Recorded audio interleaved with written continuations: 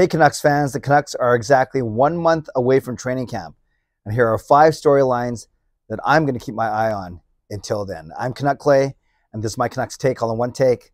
It's Clay's Canucks commentary for Tuesday, August the 23rd. If you're new, here's what you should do. Hit the subscribe button now for daily Canucks insight that's positive, timely, and trustworthy.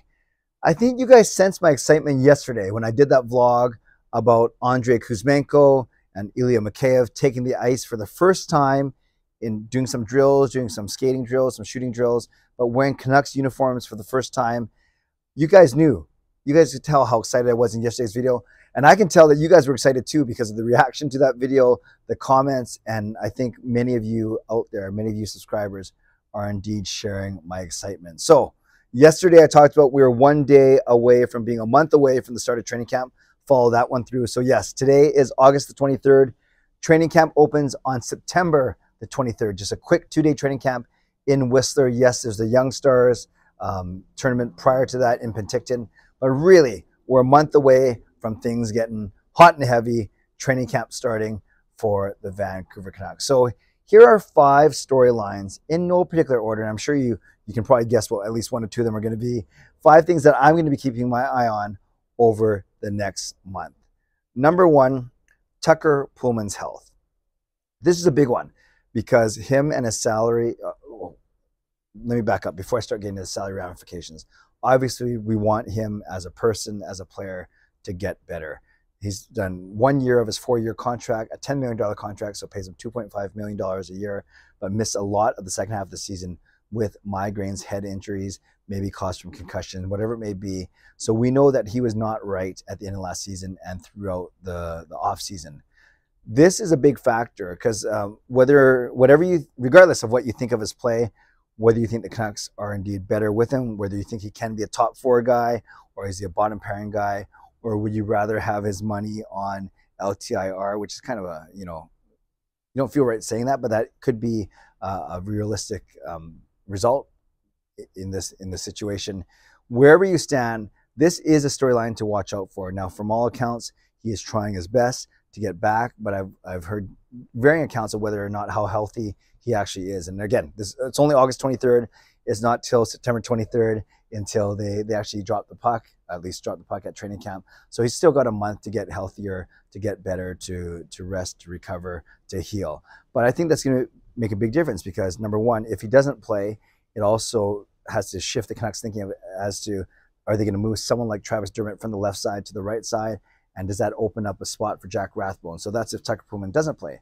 And if he does play, then how do the rest of the defensemen kind of line up? So that's my number 1 storyline. Not number 1 in terms of precedence, but it's the first one that I thought of when I was going to record this video is what is the health of Tucker Poolman? Second storyline is related.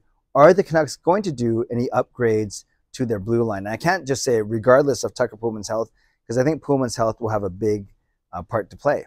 If Poolman is healthy, the Canucks might be more apt to stay put and to go with, for better or for worse, the same guys they went with last year. Hughes, with Schenn, OEL, Myers, Poolman, Dermott, Rathbone, Kyle Burrows. Those are going to be your top 8.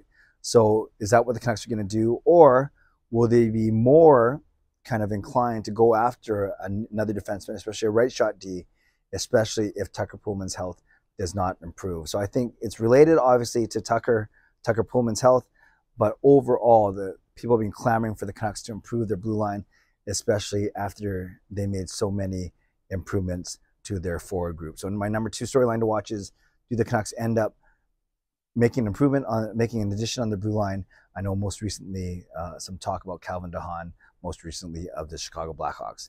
Number 3 is related, of course, and that is, are the Canucks done tinkering up front? And I don't necessarily mean additions.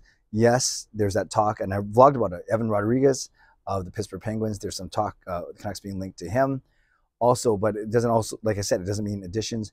Could the Canucks be looking to be moving someone like Jason Dickinson?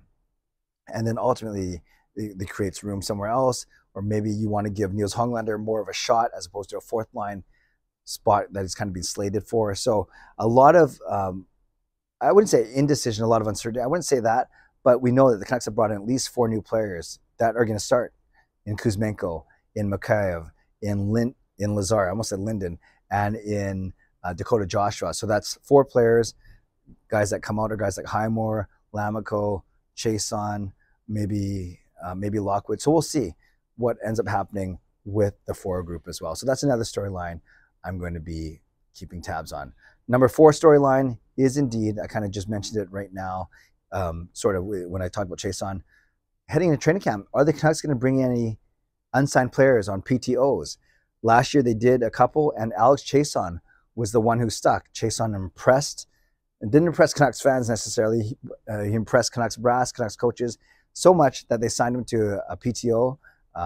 So they brought him on as a PTO, a professional tryout, and then they ended up signing him to a 1-year contract. And he, including this guy here, i.e. me, he kind of won Canucks fans over throughout the season.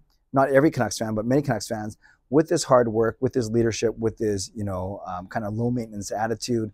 And with his, he was actually really good around the net, one of our more proficient scorers around the goal mouth. So number 4, based on what we did with Alex Chason last year, will the Canucks bring any players on PTOs, and might any of them stick? That's another storyline to watch out for. And number 5, you knew that I could not get through a video about the Canucks, about storylines, without mentioning the contract of JT Miller. I don't have to go through it all, but you guys know it's going to be the biggest storyline it was the biggest storyline at the end of last season. It's the biggest storyline throughout the summer, and it'll still continue to be a big storyline as we head into the fall. What's the future of JT Miller? Is it going to be with the Vancouver Canucks for this entire season and beyond, i.e. an extension? Will the Canucks trade him at the trade deadline? Will the Canucks let him walk as a free agent?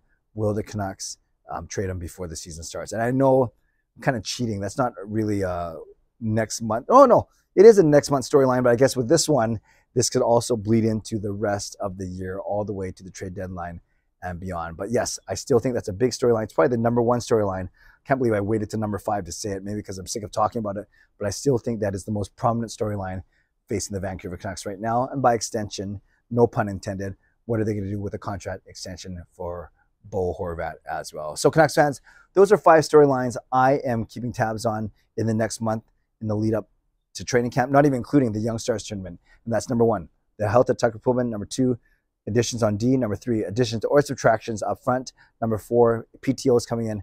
And number 5, contract situations for JT Miller and Bo Horvat. Canucks fans, let me know if you agree with me on those particular storylines, or if you have any that you'd like to add to my list of things to look out for over the next month. Leave in the comments below. I'd love to know what you think. Shout out to my sponsors, Perform and Transform, Personal Training and Weight Loss, and Advanced City Experts Real Estate Group.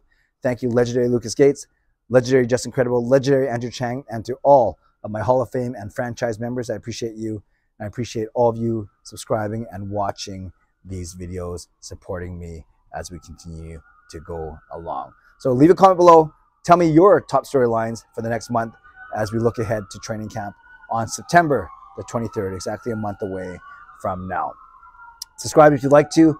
Like this video if you'd like to. Leave a tip, a super thanks if you'd like to. Become a member or upgrade if you'd like to. And definitely leave a comment down below if you'd like to with your top storylines. And if you made it this far into the video, 8.5 minutes in, we just heard sirens. This shows that I don't think about these before. Type in the word sirens in the in the chat, S-I-R-E-N-S. You might say, I wouldn't say the Canucks are in a state of emergency or anything like that, but type in the word sirens, and then I know that you heard them and that you made it to the end of this video. Okay, friends, stay safe, stay healthy, take care of yourselves, and take care of each other. Have a great day. God bless, and go Canucks go.